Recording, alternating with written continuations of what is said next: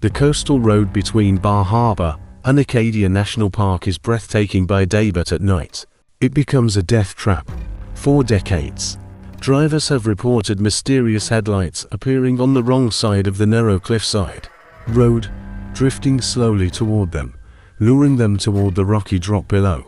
In October 2018, newlyweds David and Emma Torres encountered these lights on what should have been a romantic evening drive. What happened in the next 10 minutes nearly ended their lives and revealed a pattern of tragedy that spans generations. David and Emma had rented a cabin near Bar Harbor for their honeymoon, seeking the autumn beauty of coastal Maine. On their third evening, they decided to drive to a seaside restaurant in Acadia, taking the scenic coastal route despite the late hour. It was just after 10 p.m. when they left, the road ahead lit only by their headlights and the occasional glimpse of moonlight reflecting off the Atlantic far below. The road was treacherous, barely wide enough for 2 cars, with hairpin turns and no guardrails in many sections. A sheer rock face rose on one side, while the other dropped away into darkness, falling hundreds of feet to jagged rocks and crashing waves. David drove carefully, his hands tight on the wheel. Emma gazed out at the occasional view of the ocean, feeling peaceful despite the dangerous road. Then, rounding a particularly sharp curve, they saw them. 2 headlights, appearing ahead on their side of the road. Not bright and modern, but dim and yellowish, like old sealed beam lights from decades past. The lights weren't moving quickly, they drifted slowly, almost floating, swaying gently from side to side, as if the vehicle were wandering between lanes. David immediately slowed down, assuming another car was approaching.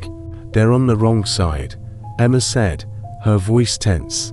David flashed his high beams, signaling the other driver to correct their position. The lights didn't change course.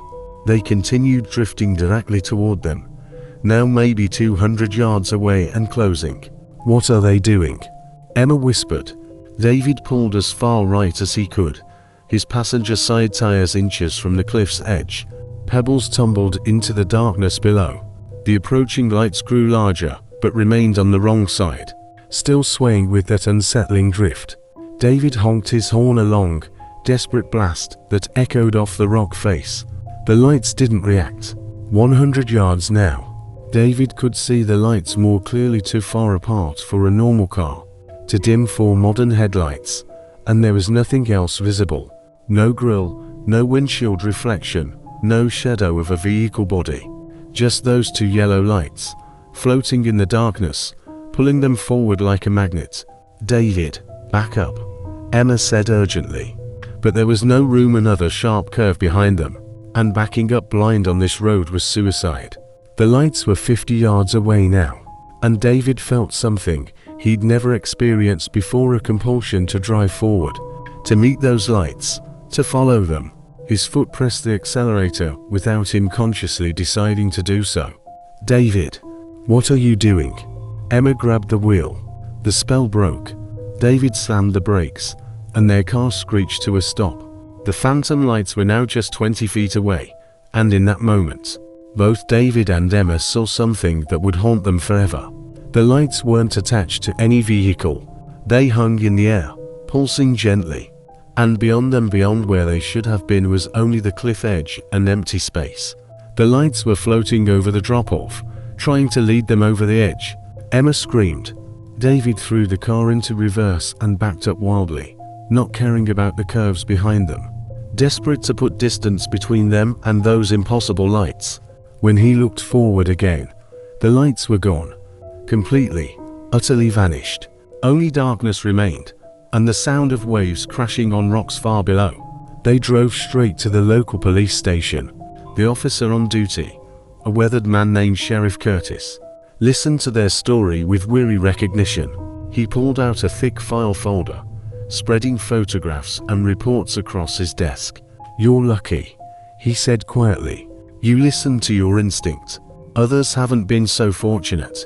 The file documented decades of accidents on that stretch of road, cars found at the bottom of cliffs, drivers who claimed to have been following lights before losing control, and consistent reports of phantom headlights appearing on foggy or dark nights. Sheriff Curtis explained the local theory. A driver in the 1940s had gone over the cliff during a storm, his car tumbling hundreds of feet before exploding on the rocks. Since then, the lights appear, always drifting toward the cliff's edge, always on the wrong side of the road.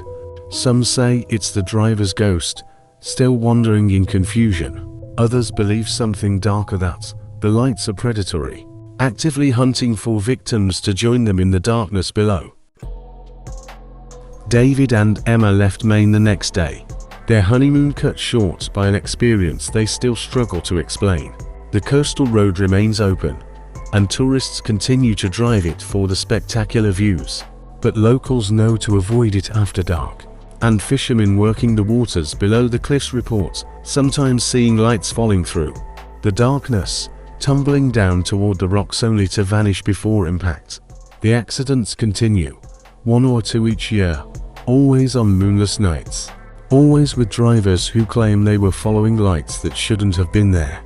And if you drive that road yourself, some piece of advice from Sheriff Curtis: if you see headlights drifting toward you on the wrong side of the road, close your eyes, don't follow them, because once you start following, the lights will lead you exactly where they want you to go, over the edge, and into the darkness that has no end.